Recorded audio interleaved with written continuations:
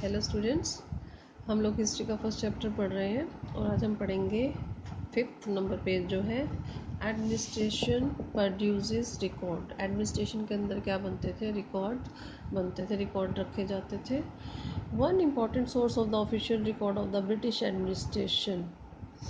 अब एक important source है ऑफिशियल रिकॉर्ड्स का, वे कहाँ पर मिलते हैं ये ऑफिशियल रिकॉर्ड? हमें हमारे इतिहास के ब्रिटिश एडमिनिस्ट्रेशन में भी हमें ये रिकॉर्ड मिलते हैं। अब किस प्रकार से मिलते हैं वो सारी डिटेल आगे इसके अंदर हमें बताई गई है।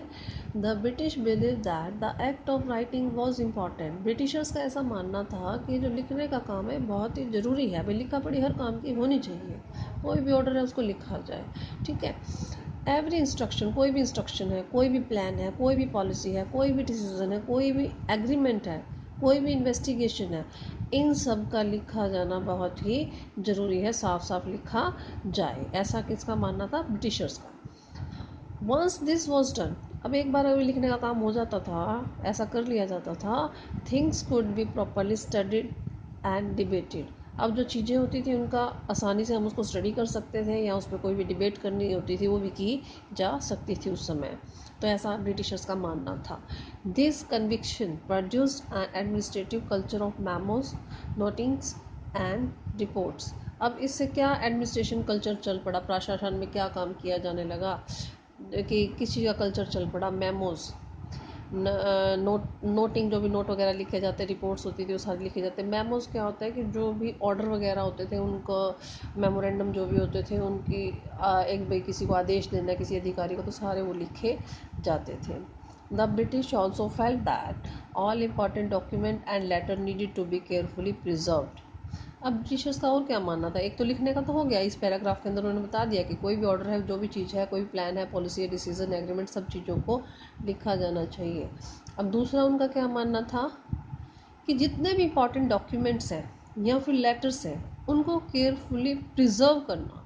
केयरफुली होता है सावधानी से, प्रिजर्व करना होता है उसको, मतलब कि बचा के रखना चाहिए, संरक्षित करके रखना चाहिए। So they set up record room attach to all administrative institution. इसलिए वो क्या करते थे, रिकॉर्ड रूम्स बनाते थे जहाँ पे ये सारे रिकॉर्ड्स को वो बचा कर रखें, संभाल कर रख सकें। कहाँ पर? किससे जुड़े हुए होते थे ये? एडमिनिस्ट्रेटिव इंस्टीट्यूशन जो भी होते थे ना, उनके साथ एक अटैच रिकॉर्ड रूम होता था। The village tehsildar office, the collectorate, the commissioner office, the provincial secretariat, the lower court, ये जितने भी एडमिनिस्ट्रेशन के ऑफिस होते थे ना बड़े बड़े, इन सब के क्या थे? अपने रिकॉर्ड रूम थे, ठीक है। Specialized institution like archives and museum were also establish to preserve important record. Archives में जैसे इंस्क्रिप्शंस होती हैं, इंपॉर्टेंट डॉक्यूमेंट जो पुराने होते हैं वो संभाल के बहुत ही रखे जाते हैं। स्पेशलाइज्ड इंस्टीट्यूशन बोला गया आर्कीव्स को और म्यूजियम को। ये भी बनाए गए ताकि यहाँ पर प्रिजर्व किया जा सके, बचाया जा सके, सुरक्षित रखे जा सके जितना भी इम्पोर्टेंट रिकॉर्ड है उसको। क्लियर है यहाँ तक? अब हम पढ़ेंगे next paragraph. Letters and memos that moved from one branch of the administration to another in the early years of the 19th century can still be read in the archives. अब ये जो letters थे, memos थे, ये एक branch से दूसरी branch के जो एडमिनिस्ट्रेशन सेंटर्स थे वहाँ पर जो घूमे हैं पहले के सालों में 19th सेंचुरी में, उनको अब भी पढ़ा जा सकता है। आर्कीव्स के अंदर उनको बहुत ही संभाल कर रखा गया है। You can also study the notes, हम नोट्स को भी पढ़ सकते हैं, जो भी रिपोर्ट्स थी उनको भी पढ़ सकते हैं। दैट डायरेक्ट ऑफिशियल प्रिपेयर्ड, जिनको कि उस समय के जो अधिकारी थे उन्होंने प्रिपेयर किया था, उनको वहाँ पर जाकर हम पढ़ सकते हैं। और द इंस्ट्रक्शंस, और उन इंस्ट्रक्शंस को भी पढ़ सकते हैं।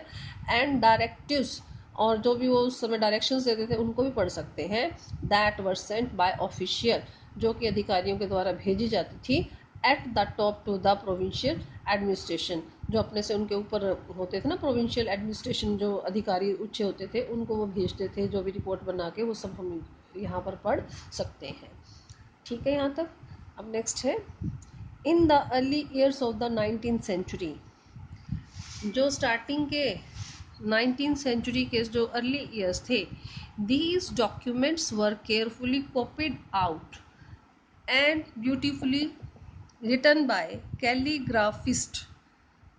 अब जो स्टार्टिंग के 19th सेंचुरी के जो ईयर्स थे, उस समय इन डॉक्यूमेंट्स को बहुत ही सावधानी पूर्वक क्या किया जाता था, कॉपी किया जाता था, ठीक है।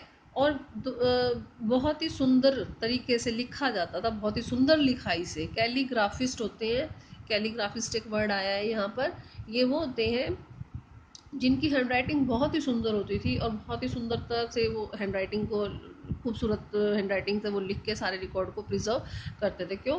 अब तो देखो क्या है, मशीनें हैं, प्रिंटिंग मशीनें हैं, फटाफट प्रिंट हो जाता है तो हम उनको रिकॉर्ड कर लेते हैं। उस समय तो ऐसी प्रिंटिंग मशीनें वगैरह थी नहीं, तो कैलीग्राफिस्ट जो होते थे ऐसे व्यक्ति होते जिनकी हैंडराइटिंग बहुत ही सुंदर होती थी, ठीक है। और बनावट, मतलब ऐसी बनावट बना देते थे, बहुत ही खूबसूरत तरीके से लिख देते थे सारे सारे डॉक्यूमेंट्स को। अब यहाँ डेफिनेशन भी दी गई है, दैट इज, कौन थे ये जो कैलीग्राफिस्ट है, by those who specialised in the art of beautiful handwriting, जिनके पास बहुत ही स्पेशलाइज आर्ट होता था ब्यूटीफुल राइटिंग का। By the middle of the 19th century, जो मिड आ चुका था 19th सेंचुरी का, with the spread of printing multiple copies of these records were printed as proceeding of each government department। क्योंकि उस समय फिर क्या हुआ, प्रिंटिंग मशीन्स आ गई, उससे क्या बहुत ज़्यादा कॉपियाँ इनकी छापी जाने लगी इन रिकॉर्ड्स की, प्रिंट करके फिर इन सब कॉपियों को आगे भेजा जाता था जितने भी गवर्नमेंट डिपार्टमेंट थे, ठीक है। तो आज हम इतना ही करेंगे, अगर यहाँ तक कोई प्रॉब्लम हो तो मुझसे डिस्कस कर लेना। Thank you.